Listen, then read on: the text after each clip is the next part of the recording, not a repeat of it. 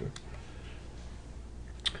any event, we are recording. Okay, so what have I got here? So here's our map, and what I want to show is how lines of sight and light sources work in MapTool.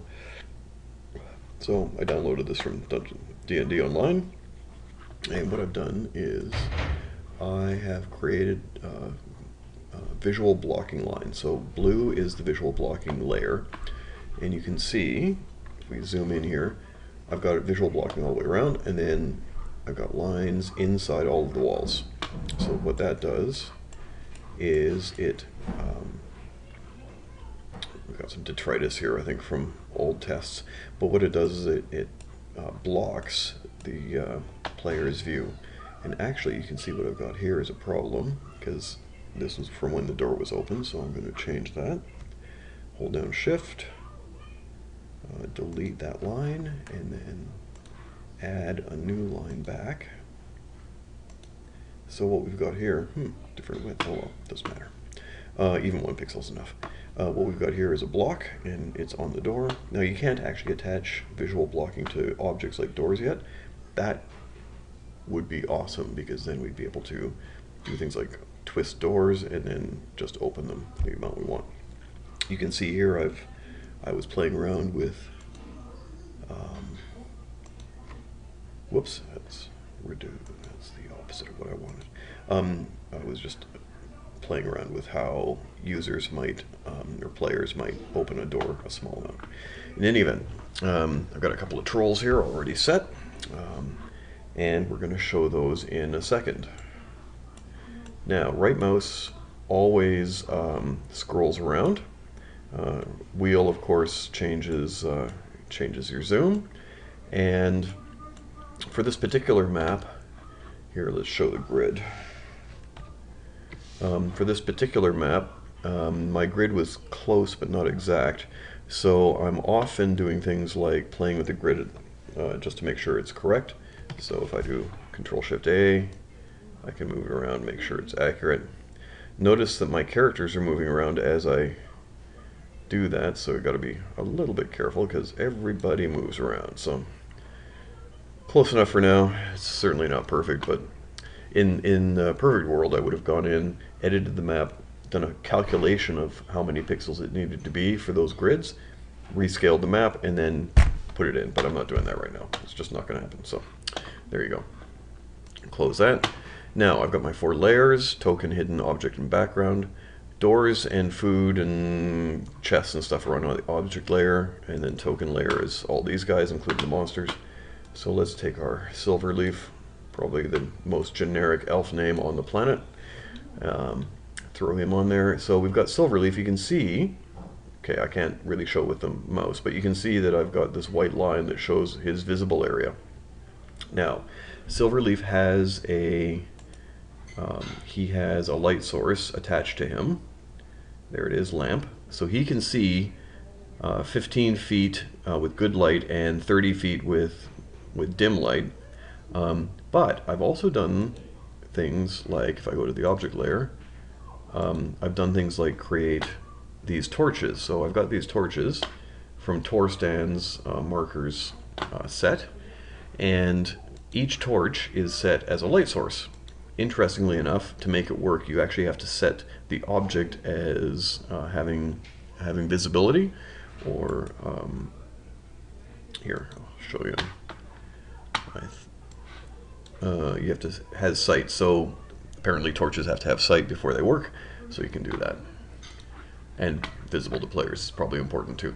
So with the light, that allows Silverleaf here to see things even if Silverleaf doesn't have a light source. So here, let's go back to token layer, select Silverleaf, and we'll change Silverleaf's light source to basically nil. Now, this is the pure, like this is sort of the full view. I'm going to go into map and go fog of war. Also, you'll notice that in the map I've got it for night. So basically night means you need a light source, and so in an underground dungeon setting, of course, night is important. Day would just allow people to see everything. except for tokens, based on where they were and what was blocking them. And so that's good for outdoor stuff during the day. But night is usually used for underground and nighttime. So here we are. Now let's take a look at Silverleaf. What would Silverleaf see if Silverleaf was playing? Well, so far Silverleaf hasn't moved and hasn't pressed Control I to figure out what's around Silverleaf. So let's press Control I. I don't really know what it stands for, but Control I says update my map and show me what I can see. So you can see here, I've got a light source. That light source goes to this boundary here in terms of being able to see, like good light, and then it continues dim light after that. Now Silverleaf can see down here, and there's another light source here. He can see just a little bit up here, and then there's an angle here that just goes down this hall, which is kind of neat. So this is the absolute best thing about MapTool, where as I move, oh yeah, look at that, it's starting to change here a bit. So the gray means I remember that this is here, but I'm not active. If there was an enemy token in here, I wouldn't see it because it's not my active view. There we go, and oh, look at that. Oh, I can see. Here, let's just zoom out a bit. So now we can see another light source up here, so Silverleaf can see all the way up there. Now, if I was going to zip up here, now Silverleaf actually should be able to see in there. I'm not sure what's going on. No, really? Seriously? Silverleaf, I turned off Silverleaf's light source.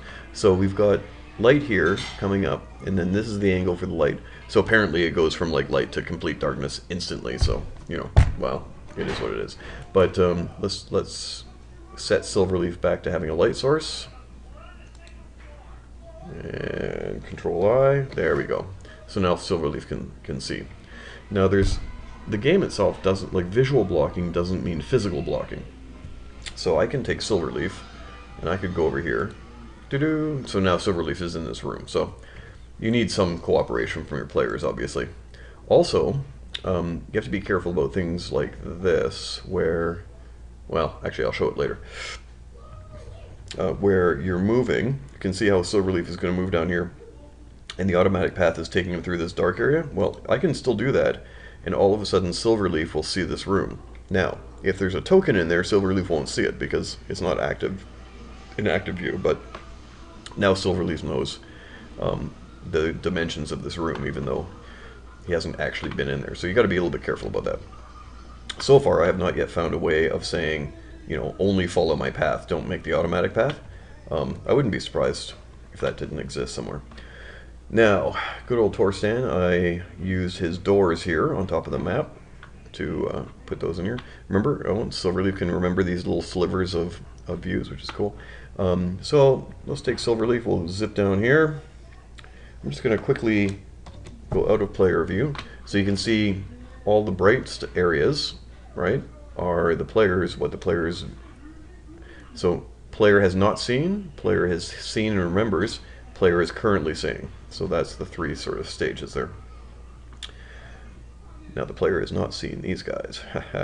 It's only a matter of time though. So let's say Silverleaf comes over here. Now there's a door and Silverleaf decides, you know, I really want to go in here, so why not really? Zoom in a bit. Now the way I would probably do this is I'm going to go to the visual blocking layer.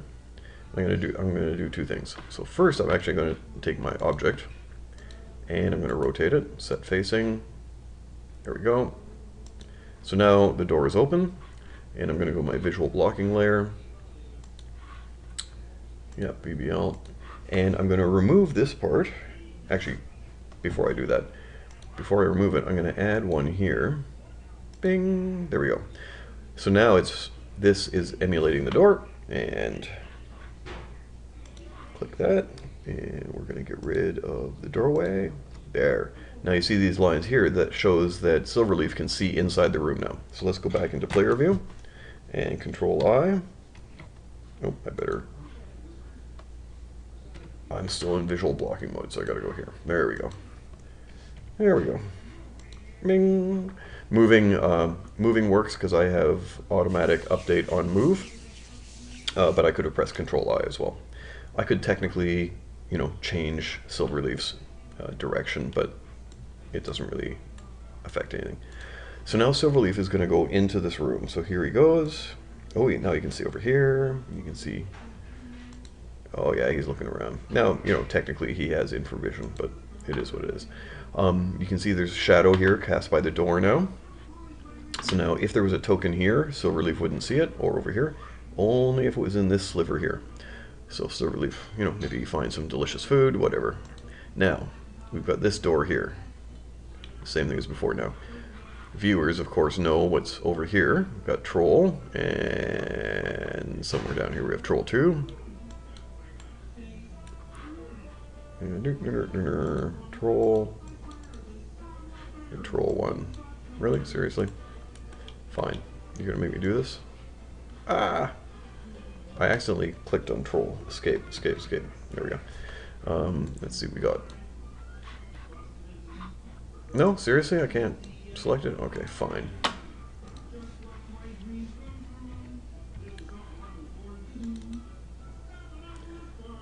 So the two trolls are there.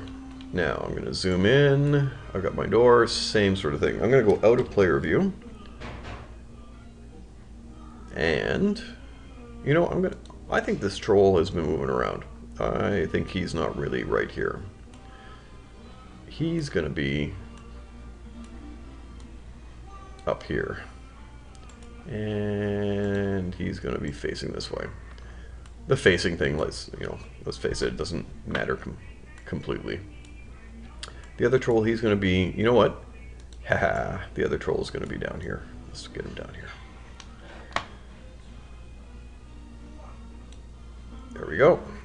And perfect. So now, apparently these guys heard a noise and they are ready for our hapless adventurer. So Silverleaf is standing here. We're going to do the same thing. Actually, maybe Silverleaf wants to open the door just a little bit. So we can emulate that by doing this. Right? Now let's go into player view. Control I. Oh, I probably have to select him. Silverleaf. Really? Seriously? I'm still in, see, fiddlesticks. I'm still in, I always do this, visual blocking mode, so hold down shift, get rid of that. Now let's go to object here. There we go, that's what I'm talking about. So now Silverleaf cracks open the door a bit. Oh, he doesn't see anything. So let's take a look at the full map, and then let's go to the object menu. So Silverleaf says, I'm going to open the door. Set facing. Okay, this one's rotating around the center of the door, which isn't super useful for me. So I'm going to double click on it.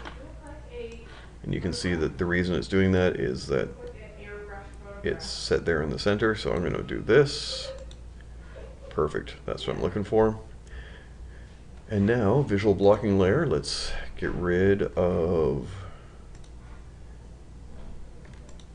this. There we go. Although, actually, object.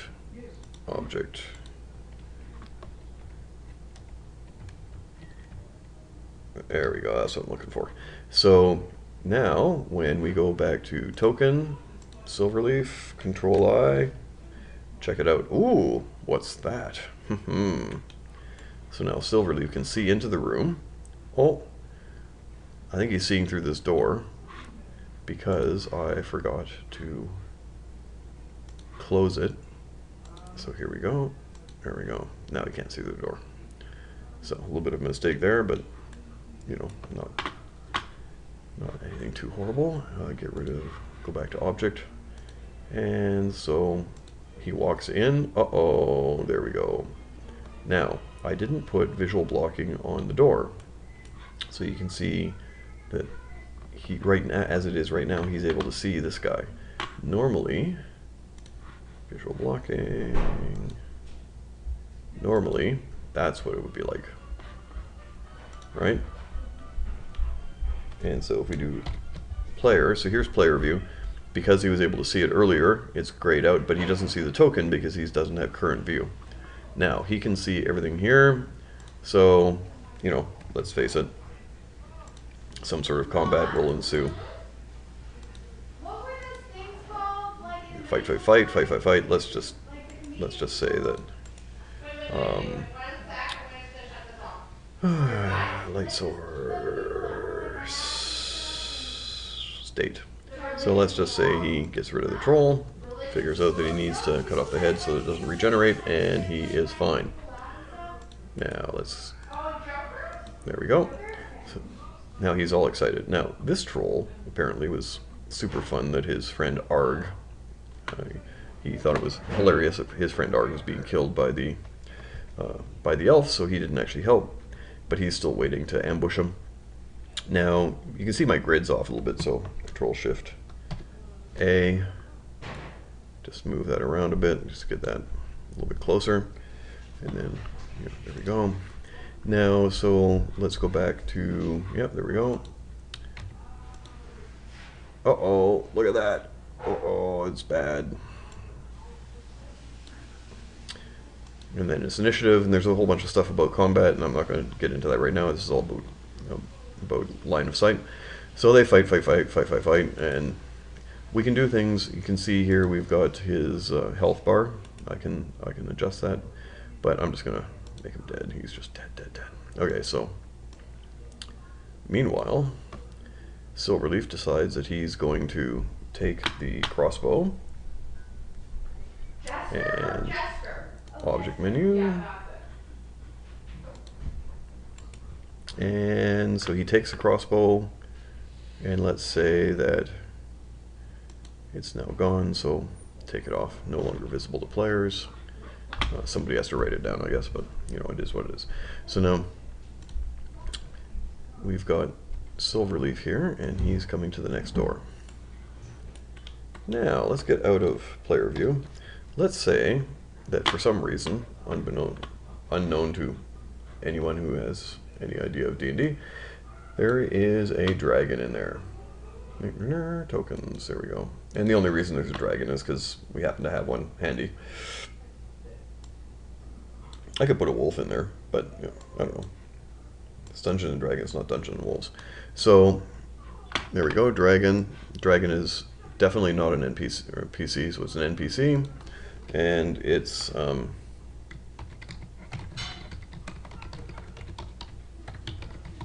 Harold the Hungry. Now, Harold the Hungry is actually facing, that's good enough. And like Harold the Hungry, it's appropriate size for Harold the Hungry. So if we go back to player view, the player accidentally, because you know I hadn't put the visual blocking in, knows that there's a room here, and decides, you know what, this whole checking through the door thing worked earlier, so let's give this a shot. So Silverleaf decides to take a look in there, and the way I emulate that is just by opening that up a bit, and we'll go back to the player and Control I, there we go. Oh, okay, check it out. You can see a bit of the dragon's tail. So now he's pretty excited. He says, I throw open the door and burst in. So then we go to the visual blocking layer. So I can take this off first, but actually what I'm going to do is I'm going to go back to the object menu, take the object, take the door, set facing,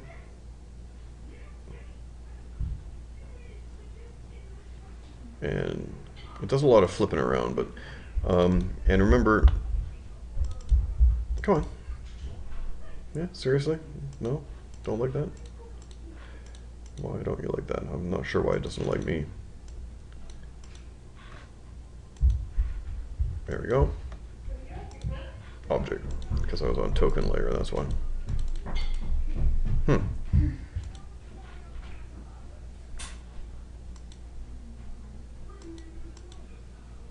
No, apparently I wasn't clicking in the right place. In any event, I'm going to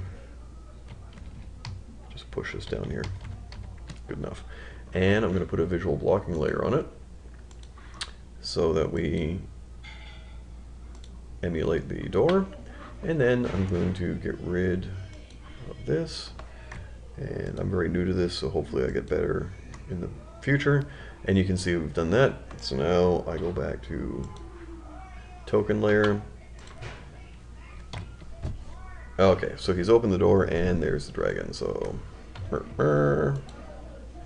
and there we go. Fight, fight, fight. Fight, fight, fight.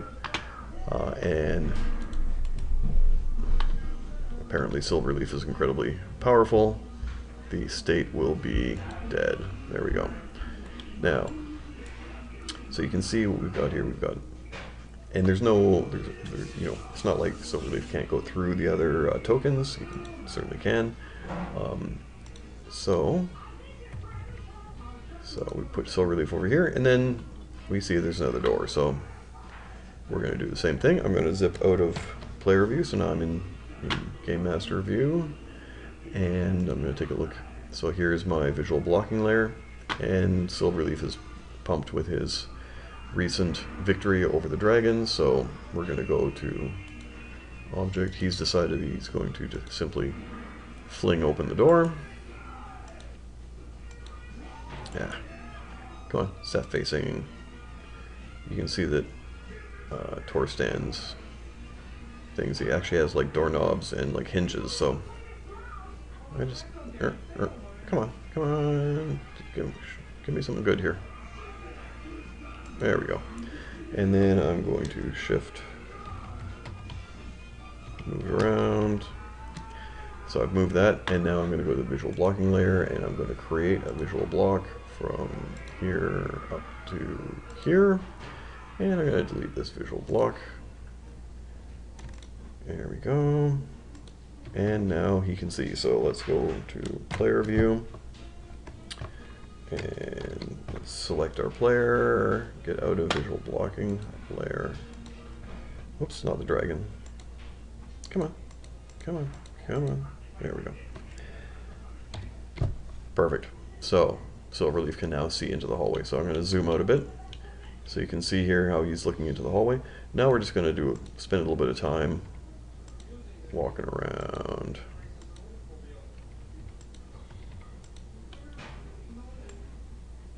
So you can see how Silverleaf can look around. You can see everything. Now you can see how Silverleaf knows. We overlap that room a bit, and you can see how he knows that room's there. So that's not a super good thing, but it is what it is. Also, you can see my grid is off, so I should have definitely fixed that, but there you have it. Oh, seriously? No door there? Okay, fine. Let's see what's down here. Oh, there we go. Oh yeah.